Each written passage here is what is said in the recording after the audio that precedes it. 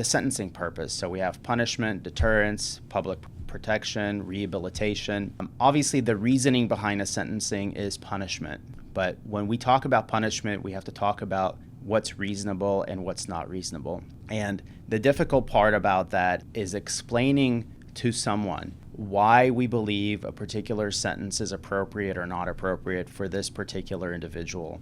And for what you may be going through is very different from what another individual within that same case is going through. And so rehabilitative processes and the aspect of deterrence is certainly an important factor that the court has to consider. And so this is where we come into a space where we discuss your chances of potentially recommitting the offense, which is what's called recidivism, and what we can do in order to avoid that. How can we assure the court and provide certain protections for you that can help get you into a space where you can ultimately provide more of a shining light to the court that gives the court the ability to have confidence in the fact that you're able to overcome the current circumstances and ultimately come out on the other side of a prison sentence that lets the court know that you're unlikely to find yourself back before the court.